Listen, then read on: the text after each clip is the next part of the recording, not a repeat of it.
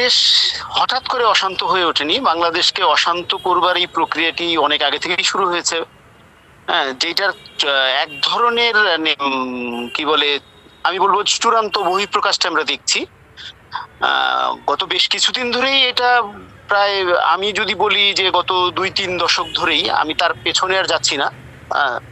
যদিও স্বাধীনতার পর থেকেই এই চেষ্টাটা শুরু হয়েছে, আর ক্ষমতাসীন দলগুলো এই চেষ্টাতে বাতাস বন্ধ না করার উদ্যোগ নিয়ে বরঞ্চ বাতাস দিয়ে বেরিয়েছে, সব ক্ষমতাসীন দলই বাংলাদেশে। তো এইটা এক ধরনের ভিজিবল হয়ে ওঠে আসলে গেল 20 বছর বা 25 বা এরকমই 20 থেকে 30 বছর আগে মোটামুটি ভিজিবল হতে শুরু করে। যেটার মূল দর্শনটা হচ্ছে আসলে যে উগ্র ভারত বিরোধিতা এবং আইন হাতে তুলে নেওয়া, আর একটা হচ্ছে ধর্মের উগ্রবাদিতা। এই তিনটার সংমিশ্রণে বাংলাদেশে একটা পলিটিক্যাল ফেনোমেনন ডেভেলপ করার চেষ্টা আজ থেকে 20-30 বছর হলো এখানে চলছিল। তো 5ই আগস্টের অভ্যুত্থানের মধ্যে দিয়ে যে জিনিসটা হয়েছে যে এখানে বাংলাদেশটা এখন সবার হয়ে গেছে। হ্যাঁ, এখানে দল মত ধর্ম বর্ণ নির্বিশেষে সবার হয়ে গেছে। এখানে কোনো আদারিং এর আর জায়গাটা নেই, যে কারণে এখন সবাই সবার মতো করে রিয়াক্ট করছে। যেখানে যারা তাদের পালে বাতাস বেশি পাচ্ছে তারা হয়তো একটু বেশি উগ্র হচ্ছে, যারা বাতাস পাচ্ছে না তারা হয়তো একটু নিচু হয়ে আছে বা নিম্ন স্বরে কথা বলছে। এইটাই হচ্ছে বর্তমানে বাংলাদেশের বাস্তবতা, যেটা আমি আবারও বলি যে আসলে উগ্র ধর্মবাদিতা, উগ্র ভারত বিরোধিতা আর আইন হাতে তুলে নেওয়া, এই তিনটার মধ্যে এক ধরনের মজা আছে। এমনিতে তো উগ্রবাদীদের মধ্যে এক ধরনের মজা আছে। এইটাকেই কেন্দ্র করে বাংলাদেশের আসলে একটা নতুন পলিটিক্স নির্মাণের চেষ্টা চলছে আসলে, যার বহিঃপ্রকাশ গণমাধ্যমের উপরে হামলা, যার বহিঃপ্রকাশ মুক্ত চিন্তার উপরে হামলা, হ্যাঁ, বা যার বহিঃপ্রকাশ বাংলাদেশের সংস্কৃতির উপরে হামলা। হ্যাঁ, তারা একটা নতুন সংস্কৃতি নির্মাণ করতে চায়, যে সংস্কৃতির পেছনে আসলে মধ্যপ্রাচ্য ভিত্তিক ওয়াহাবিজমের একটা বিশাল প্রভাব আছে। এখানে একটা বলার চেষ্টা করা হয় যে পাকিস্তান পন্থীদের প্রভাব, আমি এটাকে একেবারেই নেগেট করি, কারণ পাকিস্তান পন্থী বা পাকিস্তানিদের প্রভাব বাংলাদেশে আসলে ওইভাবে নাই। এখানে যেটা হয়েছে যে বাংলাদেশ থেকে যে শ্রমিকগুলো মধ্যপ্রাচ্যে যেতে শুরু করলো 80-র দশকে, তারা অর্থের বিনিময়ে একটা সংস্কৃতি বাংলাদেশে আমদানি করেছে, সেটা হচ্ছে ওহাবি সংস্কৃতি, যেটা কিনা রাষ্ট্রটাকেই ওহাবি রাষ্ট্র করে ফেলেছে। এই কারণে এই হঠাৎ করে বলা হলো, এটা হঠাৎ করে না, এটা দীর্ঘদিনের একটা প্রক্রিয়ার একটা ফসল। সত্যজিৎ, এর পিছনে কারা সেলিম সাহেব? এর পেছনেও যে আমি বললাম যে গত 20-30 বছর ধরে যে গোষ্ঠীটা নিজেদেরকে ওইভাবে তৈরি করছিল ক্ষমতাসীন দলের আশ্রয় প্রশ্রয়ে বা সরকারগুলোর আশ্রয় প্রশ্রয়ে, হ্যাঁ, এটা উগ্র ধর্মবাদী গোষ্ঠীগুলোই এটার ইয়েতে আছে। এখানে আন্তর্জাতিক বিষয় আসলে আছে, কারণ বাংলাদেশ আসলে, আমাদের দেশে ওই যে একটা প্রবাদ আছে যে গরিবের সুন্দরী বউ। হ্যাঁ, বাংলাদেশটা হচ্ছে গরিবের সুন্দর। জিও পলিটিক্যালি বাংলাদেশ এমন একটা জায়গা আছে যে বাংলাদেশকে আসলে এখানে আঞ্চলিক পরাশক্তি বলি আর বিশ্ব পরিসরের পরাশক্তি বলি, সবারই বাংলাদেশটাকে দরকার আছে জিও পলিটিক্যালি। যে কারণে তাদের একটা খেলাধুলা তো এখানে আছেই, পাশাপাশি অভ্যন্তরীণ জায়গাটাও ডেভেলপ করেছে আসলে, যেটা আমি প্রথমেই বললাম। তো দুটো মিলিয়ে পরিস্থিতিটা এখন বাংলাদেশের প্রতিকূলে, আমি বলবো বাংলাদেশের প্রতিকূলে। এবং হাদিকে মারবার মধ্যে দিয়ে, হাদিকে খুন করবার মধ্য দিয়ে তারা এটা আসলে অনেকটাই সফল হয়েছে। হ্যাঁ, এবং হাদির খুনকে পুঁজি করে, হাদির রক্তকে পুঁজি করে তারা আরো এই ধরনের কর্মকাণ্ড ঘটাবে বলে আমরা আশঙ্কা করছি আসলে। তো বাংলাদেশের তো নির্বাচন ঘোষণা হয়ে গেছে, ফেব্রুয়ারিতে নির্বাচন হবে, তো তার আগে এত উগ্র ভারত বিরোধিতা কেন? একটা কথা আসলে ক্যাটাগরিক্যালি আমি বলি যে বাংলাদেশে ভারত বিরোধিতা বা বাংলাদেশে যে কোনো ধরনের মানে নেগেটিভিটির জন্ম হয় আসলে নির্বাচনকে সামনে রেখে। এটা সাউথ এশিয়ার নির্বাচনের মনে হয় বৈশিষ্ট্য, যে যেটা নেগেটিভ হিসেবে নেওয়া যায় না সেটাকেও নির্বাচনের সামনে নেগেটিভ হিসেবে উপস্থাপন করার একটা প্রবণতা তৈরি হয়। এবারেও তার ব্যত্যয় ঘটছে না। আমাদের দেশে যেটা হয়েছে যে আমাদের যে এখন যে ইন্টারিম গভর্নমেন্ট রয়েছে, এই গভর্নমেন্টের মধ্যে আসলে কয়েকটা পার্ট আছে। একটা পার্ট চায় না যে নির্বাচনটা হোক, একটা পার্ট চায় যে নির্বাচনটা কোনো মতো হয়ে গেলে মোটামুটি একটা রাজনৈতিক সরকারের হাতে ছেড়ে দিয়ে তারা চলে যাবে। হ্যাঁ, এরকম তো বিভাজন আছেই। তো গভর্নমেন্টের ভেতরে যারা নির্বাচনকে চায় না তারা আসলে এই বিষয়টাকে উস্কেও দিচ্ছে ভেতর থেকে, সেটা আছে। আর আপনি হয়তো জানেনও যে আমাদের বাইরে থেকে কিছু ব্লগার বা কিছু অ্যাক্টিভিস্ট, ইউটিউবার নামে খ্যাত যারা, তারা নানাভাবে এটাকে উস্কে দিচ্ছে। এখন তারা কাদের পারপাস সার্ভ করছে এটাও মানুষের কাছে পরিষ্কার হয়ে যাচ্ছে। হ্যাঁ, এগুলো মিলিয়েই জটটা মানে পেকেছে আসলে। তো এই যে সংবাদ মাধ্যম আক্রান্ত হলো কেন হঠাৎ করে? সংবাদ মাধ্যম আক্রান্ত হঠাৎ করে না, এই হঠাৎ শব্দটা আমি নেগেট করছি বারবারই। এটাও আসলে দীর্ঘদিনের ব্যাপার। কারণ প্রথম আলো, ডেইলি স্টারের উপরে হামলা হয়েছে, তার মানে এই নয় যে অন্য সংবাদপত্রগুলোর উপরে হামলা হবে না। অন্য সংবাদপত্রগুলোও আক্রান্ত হতে পারে। কারণ যে গোষ্ঠী, যে উগ্র ধর্মবাদী গোষ্ঠীগুলো আইন হাতে তুলে নিয়ে এই কাণ্ডগুলো ঘটাচ্ছে, তারা আসলে সংবাদ মাধ্যমকে সহ্য করতে পারে না। তারা চায় না তাদের এগুলোর প্রকাশ হোক। হ্যাঁ, তারা এক ধরনের স্নাইপারিং ইয়েতে কি বলে কালচারে বিশ্বাস করে। হ্যাঁ, যে সংবাদ, এক্ষেত্রে প্রথম আলো ডেইলি স্টার কিছুটা সরব ছিল। এবং প্রথম আলো ডেইলি স্টার, আমি যদি বলি যে ইউরোপীয় গণতান্ত্রিক পথ পদ্ধতির অনুসরণ করে এক ধরনের কালচারাল বয়ান তৈরি করতে, প্রত্যেকটা গণমাধ্যমই তো এক ধরনের কালচারাল বয়ান তৈরি করে। হ্যাঁ, সেখানে প্রথম আলো ডেইলি স্টার সেটা ছিল না। কিন্তু প্রথম আলো ডেইলি স্টার বাংলাদেশকে মাথায় রেখে এগুলো করছিল। কিন্তু যারা প্রথম আলো ডেইলি স্টারকে হামলা করলো, যারা হাদিকে খুন করলো, তারা আসলে কেউ বাংলাদেশের লোক না। তারা বাংলাদেশকে তারা চায় না আসলে। তারা এই যে ইনক্লুসিভ বাংলাদেশ বা সবার বাংলাদেশকে তারা চায় না। তারা চায় তাদের নিজেদের মতো করে একটা বাংলাদেশ চায়।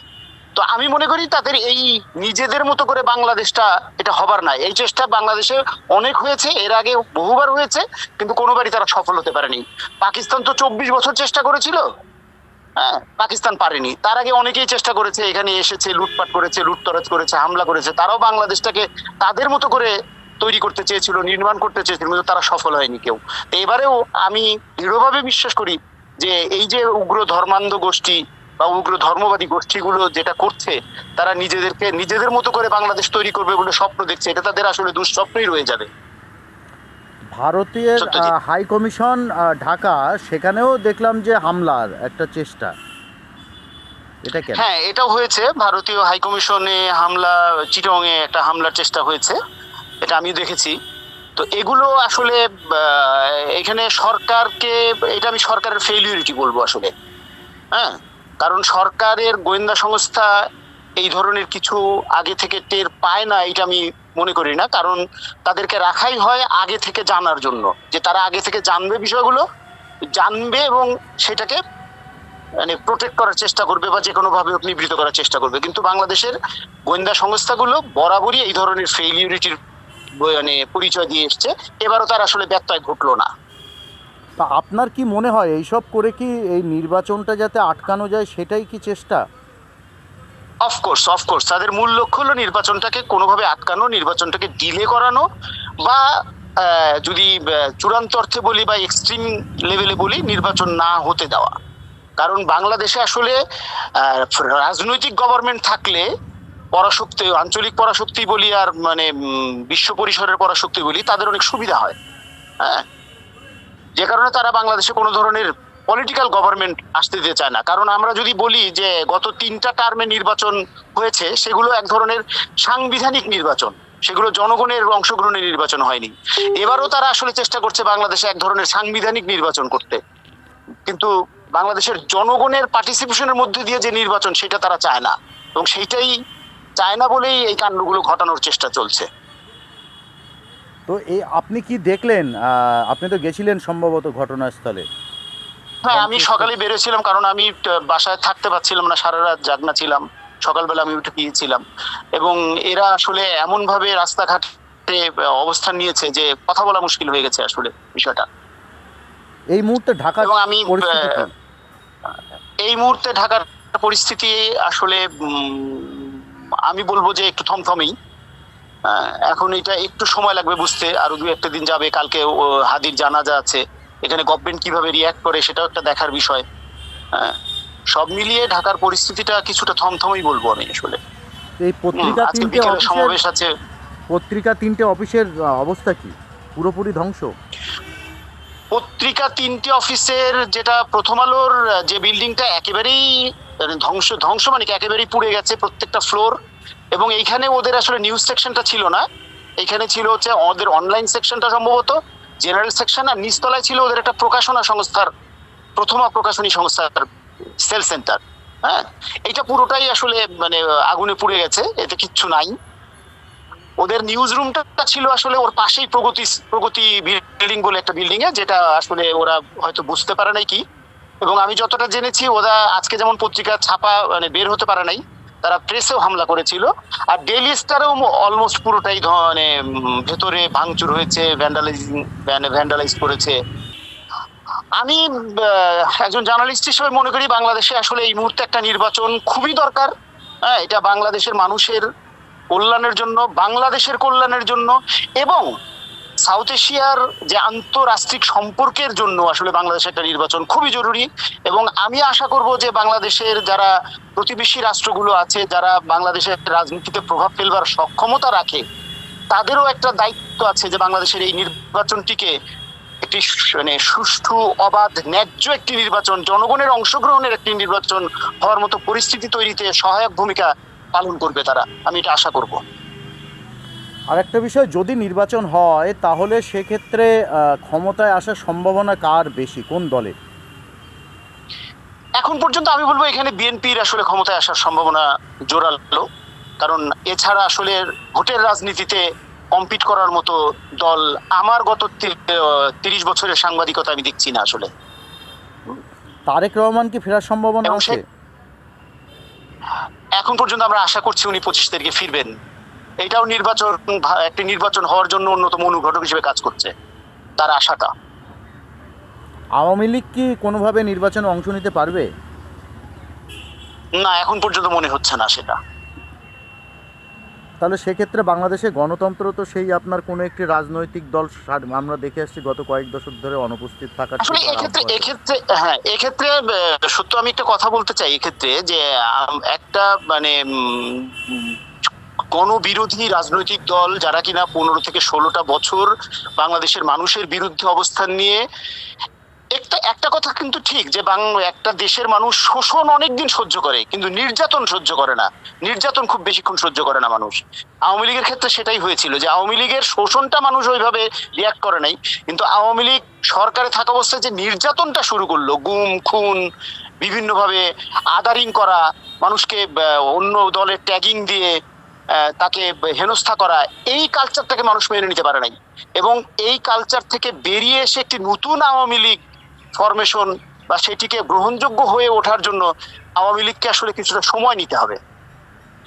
এই মুহূর্তে আওয়ামী লীগের নিজেরও উচিত হবে না যে তাই সে যদি কোনো বহিঃশক্তির বা যদি কোনো মানে বাইরের কোনো রাষ্ট্রের সহযোগিতা নিয়ে বাংলাদেশে ঢুকতে চায়, এটা আওয়ামী লীগের জন্য আসলে খুব আত্মঘাতী ব্যাপার হবে। আওয়ামী লীগকে একটু ধৈর্য ধরতে হবে এবং সময় নিতে হবে তাকে, কারণ তার 16 বছরের যে কর্তৃত্ববাদী শাসনের, আমি এটা ফ্যাসিস্ট বলি না, সবাই ফ্যাসিস্ট বলে, আমি বলি এটা কর্তৃত্ববাদী শাসনের যে নির্যাতনমূলক বহিঃপ্রকাশ, নিপীড়নমূলক বহিঃপ্রকাশ আওয়ামী লীগ দেখিয়েছে বাংলাদেশে, সেইটা থেকে সেইটার বিস্তৃতির জায়গায় নিতে, বাংলাদেশ তো, বাঙালি তো খুব বিস্তৃতির জাতি, মানুষ খুব সহজে ভুলে যায়, তো এটা একটু সময় নেবে। আওয়ামী লীগের উচিত হবে না এই সময় আসলে তড়িঘড়ি করে তার বাংলাদেশের রাজনীতিতে ইনক্লুড করার চেষ্টা করা।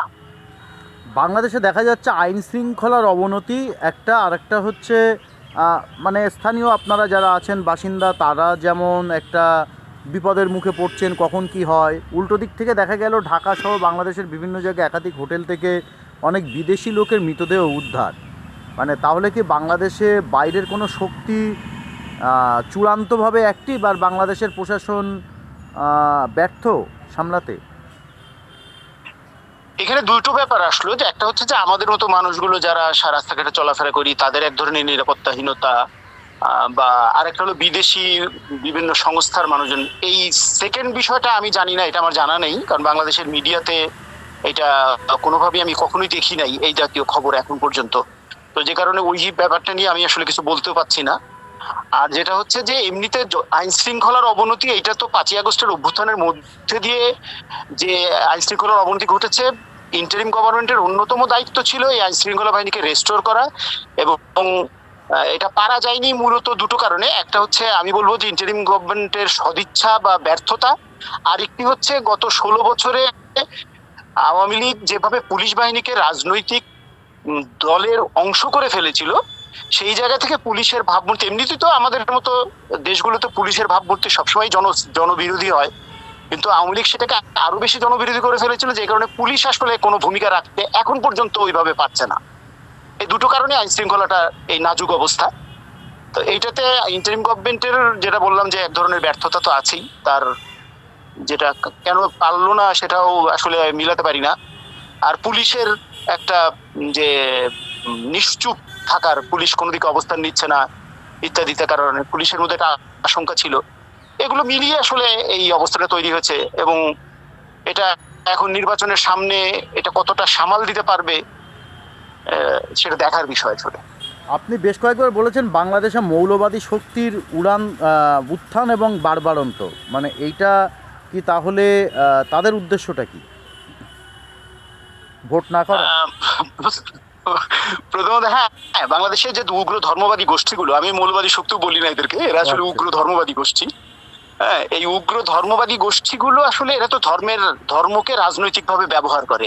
হ্যাঁ, এবং এই ক্ষেত্রে তারা, আমি বলবো যে বাংলাদেশে একটু যদি আমি অন্যভাবে যাই, বাংলাদেশে ধর্মের রাজনৈতিক ব্যবহার ক্ষমতাসীন রাজনৈতিক দল হিসেবে সবচেয়ে বেশি করেছে আওয়ামী লীগ, এবং খুব সফলভাবে ধর্মের রাজনৈতিক ব্যবহার করেছে।